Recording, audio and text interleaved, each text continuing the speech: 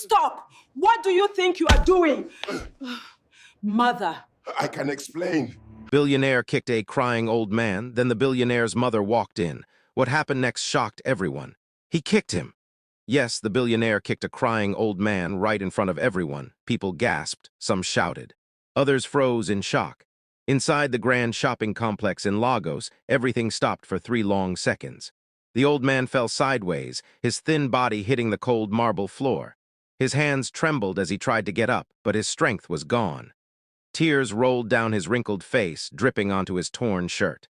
I'm sorry, the old man cried softly. Standing above him was Zayden Akoro, one of the youngest billionaires in Africa. Tall, well-dressed, cold eyes, security guards on both sides. People whispered his name with fear and respect. That old man was begging, a woman murmured. He just wanted help, another said, but Zayden didn't care. Get him out of here, Zayden said sharply. This place is not for beggars. The old man lifted his shaking hands. Please, sir, he begged. I haven't eaten in 2 days, I just need water. Zayden's face hardened. Instead of answering, he pushed the old man's shoulder with his foot. Did you not hear me? Zayden snapped. Leave! The crowd went silent. The old man cried louder now, not from pain, but from shame. I was once strong, he sobbed. Life broke me. Zayden turned away like he didn't hear a thing. To Zayden, this was just another dirty corner of the world he had escaped from. He had grown up poor. Very poor, and he hated reminders of that life. Remove him, he ordered again. 2 guards stepped forward. Just then, a calm but powerful voice echoed through the hall. Zayden! Everyone turned. A woman had walked in. She was dressed simply in a long African gown. No diamonds, no gold, but her presence made the air heavy, strong, respectful. It was Mama Nkuru Akoro, Zayden's mother. The guards stopped instantly. Zayden stiffened. Mother, he said, surprised. What are you doing here? Mama Nkuru didn't answer immediately. Her eyes were fixed on the old man lying on the floor, crying. Her lips trembled. She slowly walked past her son and knelt beside the old man. My brother, she said gently, helping him sit up. Who did this to you? The old man wiped his tears. A rich man, he whispered. I didn't know begging was a crime. Mama Nkuru closed her eyes for a second, then she stood up and faced Zayden. Her voice was calm but dangerous. Did you kick this man? She asked. Zayden swallowed. Mother, he was disturbing people. Mama Nkuru raised her hand. Answer me, she said firmly. Did you kick him? Zayden nodded. Yes. A gasp went through the crowd. Mama Nkuru turned back to the old man and removed her scarf. She gently wiped his face with it. Then she did something nobody expected. She bowed slightly to him. I am sorry, she said. On behalf of my son. The crowd exploded in whispers. Zayden's eyes widened. Mother, you're embarrassing me. Mama Nkuru stood up slowly. Embarrassing you? She repeated quietly. Zayden, do you know why God lifted you? Zayden frowned. Because I worked hard. She shook her head. No, she said, because someone once showed you kindness when you were nothing. Zayden laughed lightly. That was long ago. Mama Nkuru looked at the old man again. Life turns people into dust, she said. But dust still has a story. She turned back to Zayden, her eyes shining with unshed tears. One day, she said, you will cry like this man. Zayden scoffed. Never. Mama Nkuru's voice softened. You say that because you don't know who he is. The old man slowly looked up. Zayden followed his mother's gaze, and for the first time he really looked at the old man's face. Something about it felt familiar. The shape of the eyes, the scar near the eyebrow. Zayden's heart skipped. Mother, he said slowly. Who is this man? Mama Nkuru opened her mouth to answer, but the old man spoke first, his voice shaking. Zayden, he whispered. Zayden froze. Nobody had said his name like that in years. As the old man slowly stood up and called the billionaire by his name, Zayden felt his legs weaken, because the next words would destroy everything he believed about his past, who the old man really is, and why Zayden's world is about to break. The shopping complex was so quiet that even breathing sounded loud. Zayden, the old man said his name again, softly, like he was afraid the sound might break. Zayden's heart began to beat fast, very fast. No one called him that way, not his workers, not his friends, not even his business partners. Only one person from his past had ever spoken his name with that voice. But that was impossible. Zayden straightened his shoulders and forced a laugh. Old man, he said coldly, do not pretend to know me, you're embarrassing yourself. The old man swallowed hard. His eyes were full of pain, but also something else, love. I'm not pretending, he said. I have known you since the day you were born. The crowd gasped. Mama Enkuru closed her eyes. Zayden shook his head. This is nonsense. The old man slowly lifted his shaking hand and pointed at a small scar near Zayden's left ear. You fell from a mango tree when you were 6, the old man said. I carried you on my back to the village clinic. Zayden's breath caught. Only 3 people knew that story, himself, his mother, and his father. No, Zayden whispered. That man is dead. The old man's lips trembled into a sad smile. That's what you were told, he replied, because the truth was too painful. Mama Enkuru stepped forward now, her eyes wet. Zayden, she said gently, this is Baba Kola Akoro. The name hit Zayden like thunder. His knees felt weak. Baba Kola, the man he had hated his whole life, the man he believed abandoned them. You left us, Zayden said, his voice shaking with anger. You disappeared, we suffered because of you. Baba Kola lowered his head. I didn't leave, he said quietly. I was taken. Zayden laughed bitterly. Taken by who? Hunger. Laziness? Baba Kola looked up slowly. By sickness, he said, and lies. The crowd leaned in. I worked at the docks, Baba Kola continued. One night I collapsed. A rich man's truck hit me. They paid the hospital, but when I woke up, I couldn't remember my name. Mama Enkuru covered her mouth. They told me I was no one, Baba Kola said. They sent me away. By the time my memory came back, you were gone. Zayden's fists clenched. You could have searched, he snapped. I did, Baba Kola replied, for years. But poverty makes searching slow. Silence filled the hall again. Mama Enkuru spoke softly. Zayden, I was told he ran away. I believed it. Zayden turned to his mother, pain in his eyes. All these years, Baba Kola dropped to his knees. I am sorry, he cried. I failed you. People began to cry openly now. Zayden looked at the man kneeling before him, the same man he had kicked minutes ago. His voice broke. Stand up, he said. Baba Kola hesitated. I said stand up, Zayden repeated louder. The old man slowly stood. Zayden stared at him, tears burning his eyes. I became rich, Zayden said. But I became empty. He looked around at the people watching.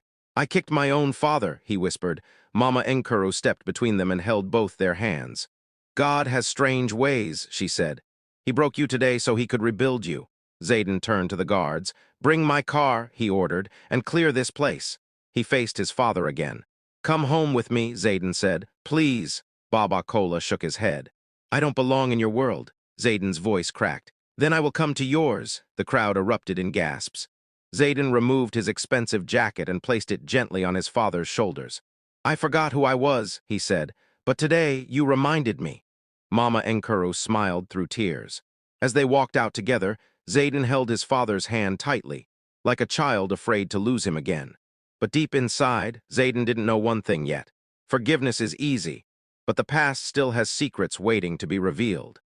As Zayden took his father home, he had no idea that one final truth about Baba Kola's disappearance would test his kindness even more. How kindness changes a billionaire's heart and reveals a painful secret from the past. The drive home was silent. Chief Zayden Akoro sat in the back seat of his black luxury car, but for the first time in years, the comfort meant nothing to him. Beside him sat Baba Kola, his father, the same man he had kicked only an hour earlier. Baba Kola held the expensive jacket tightly around his thin body, like he was afraid someone might take it away. Mama Enkuru Akoro sat in front, her hands folded, her eyes closed in prayer. Zayden kept looking at his father from the corner of his eye, the deep wrinkles, the tired eyes, the broken man, and yet something about him felt familiar. Too familiar. I'm sorry, Zayden said suddenly. The car slowed at a traffic light. Baba Kola looked at him. For what, my son? For becoming hard, Zayden replied. For forgetting where I came from. Baba Kola smiled sadly. Pain teaches people different lessons. Mama Enkuru turned around. Zayden, your father suffered more than you know. Zayden frowned. There's more. Baba Kola lowered his head. Yes, the word felt heavy. When they arrived at the mansion, the gates opened slowly. Guards stood straight, shocked to see the old man step out beside their boss. Some whispered, some stared, none spoke. Inside the house, Zayden helped his father sit on the couch.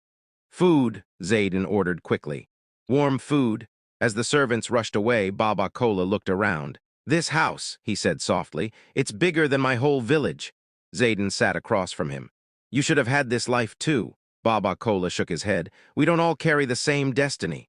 Mama Enkuru finally spoke, the question burning in her heart. Kola, she said, her voice shaking, who took you from us? Baba Kola closed his eyes.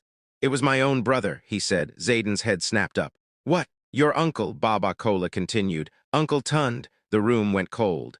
Mama Enkuru gasped. Tund, he told me you abandoned us. That was the plan, Baba Kola said. He wanted my land, my name, my place in the family. Zayden felt anger rise in his chest. You mean, Zayden said slowly, everything I believed was a lie? Baba Kola nodded.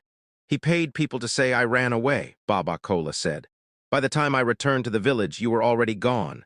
Zayden clenched his fists. So all these years, he whispered, I hated the wrong man. Tears rolled down Mama Enkuru's face. I was young, she cried. I believed them. Baba Kola reached for her hand. I don't blame you. Food arrived, but no one touched it. Zayden stood up and walked to the window, his back to them. I built my empire with anger, he said. I told myself kindness was weakness. He turned around slowly. But today, he continued, I saw what cruelty looks like. He looked at his father. And I became it. Baba Kola stood up too, shaky but strong in spirit. My son, he said gently, you are not your worst moment. Zayden's eyes filled with tears. I kicked you, he whispered. And yet, Baba Kola replied, you brought me home. Silence filled the room again, but this time it was healing. Then the doorbell rang. A servant rushed in. Sir, a visitor. Zayden wiped his face. Who? The servant hesitated. He says his name is Tund Akoro. Mama Enkuru froze. Baba Kola's face went pale. Zayden's jaw tightened. Let him in, Zayden said calmly. Moments later, a well-dressed man walked in smiling, confident. Brother, Uncle Tund said loudly. Long time. Baba Kola stepped back. You, he whispered. Tund laughed. Ah, still alive? Zayden stepped forward slowly. You ruined my family, Zayden said quietly. Tund raised his hands. I only did what was necessary. Zayden's voice dropped. Then you should have stayed away, Tund smirked. You wouldn't be here without me. That was when Zayden realized something terrifying. This man didn't regret anything, and men like that don't stop easily. Zayden took a deep breath. Leave my house, he said. Tund's smile faded just a little. This isn't over, he warned. As the guards escorted him out, Baba Kola collapsed back onto the couch, shaking. Zayden rushed to him. Papa, he said, holding his hands, I won't let anyone hurt you again. But deep inside, Zayden knew the truth. The man who destroyed his past was still alive, and forgiveness was about to be tested again. As Uncle Tund walked away with a warning smile, Zayden didn't know one thing yet. Kindness would soon cost him everything he owned. How the billionaire chooses kindness again and faces the biggest loss of his life.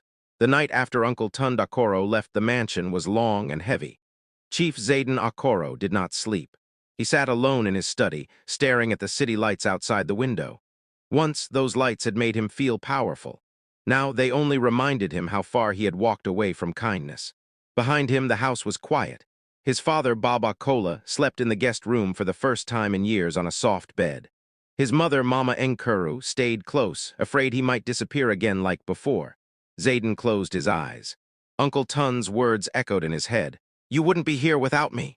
Zayden knew what that meant. Tund had been part of his early business life. He helped him register companies, open accounts, meet investors. Back then, Zayden thought his uncle was helping out of family love. Now he knew better. The next morning, trouble arrived early. Zayden was halfway through breakfast when his assistant rushed in, pale and shaking. Sir, the assistant said, there's a problem. Zayden looked up calmly. Speak, our overseas accounts are frozen, the assistant said. Banks say there are allegations. Mama Enkuru's spoon dropped. Allegations, Zayden repeated. Yes, sir, claims of fraud, old documents. Signed years ago. Zayden understood immediately. Uncle Tund. Within hours, everything began to fall apart. Investors started calling. Partners canceled meetings. News headlines flashed on screens. African billionaire under investigation. Zayden's empire shook. Mama Enkuru held his arm. Zayden, what is happening? Zayden exhaled slowly. The past is collecting its debt. By afternoon, lawyers filled the house. They spoke in low voices, serious tones. One truth became clear. Uncle Tund had planted false papers years ago using Zayden's trust. Now he was pulling the rope tight. If this continues, a lawyer warned, you could lose everything. Everything, the money, the companies, the name. Zayden nodded calmly. Do what you can. When everyone left, Baba Kola slowly entered the room, leaning on a walking stick. My son, he said softly, this is my fault. Zayden rushed to him. No, Papa, it's not. Baba Kola's eyes were wet. If I had never returned, Zayden shook his head firmly. No, he said. If kindness destroys me, then let it destroy me with honor. Mama Enkuru looked at her son in shock.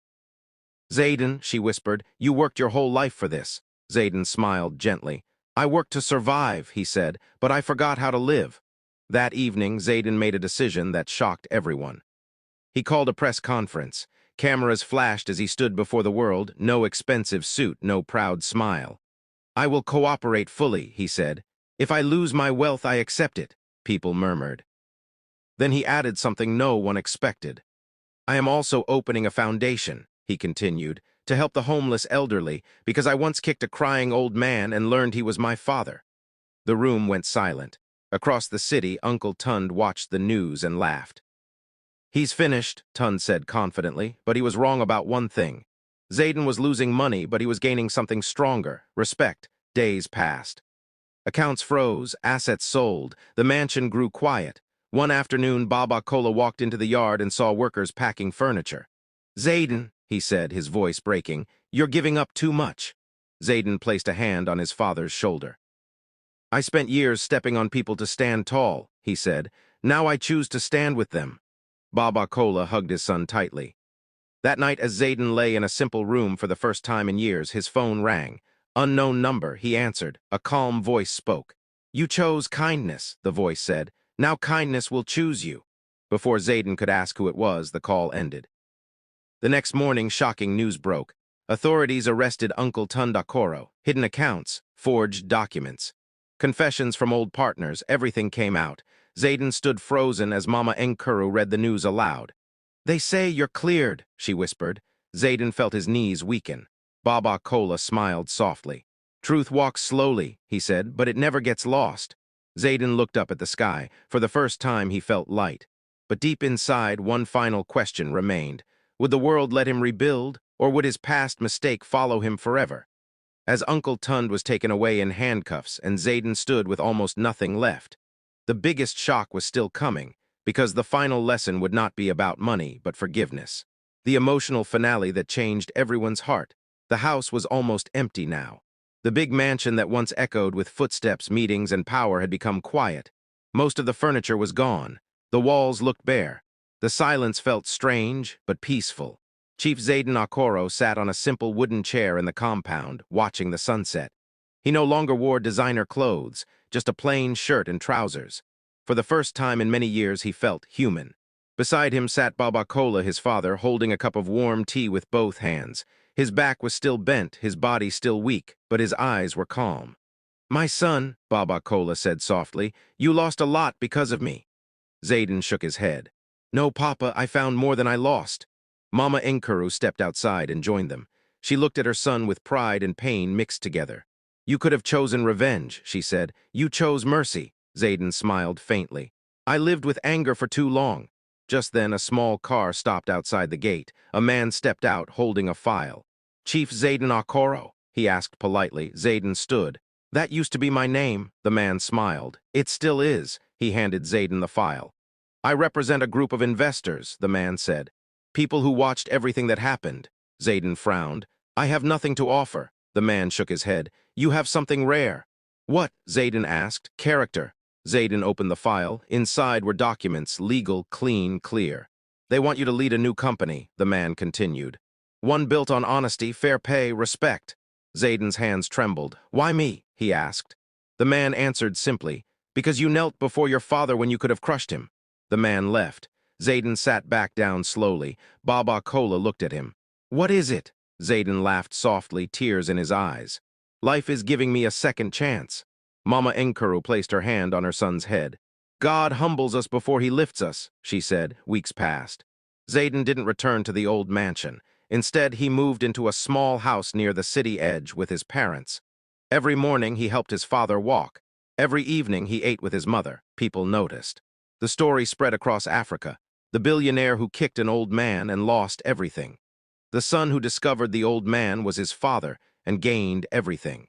One afternoon, Zayden visited a shelter for the elderly. An old man there was crying quietly in a corner. People watched closely. Zayden walked over. Instead of anger, he knelt. What's wrong, Baba? Zayden asked gently. The old man looked up, surprised. I feel invisible, he said. Zayden held his hand. So did my father, he replied. Later that night, Zayden sat with Baba Kola under the stars. Papa, he said, do you forgive me? Baba Kola smiled and placed his hand on Zayden's chest. My son, he said, I forgave you the moment you looked at me with regret. Zayden's voice broke. I wasted so many years.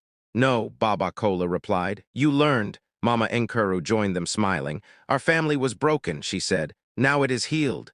Zayden looked at both of them. I thought money made me strong, he said, but kindness saved me. Baba Kola nodded. A tree without roots will fall, he said. You found yours again. As the night grew quiet, Zayden understood the final truth. He didn't become a better man when he became rich. He became a better man when he became humble. He kicked a crying old man, and the world judged him. But when he learned that old man was his father, he chose kindness, and the world changed. Because sometimes the greatest wealth is not money, it's mercy.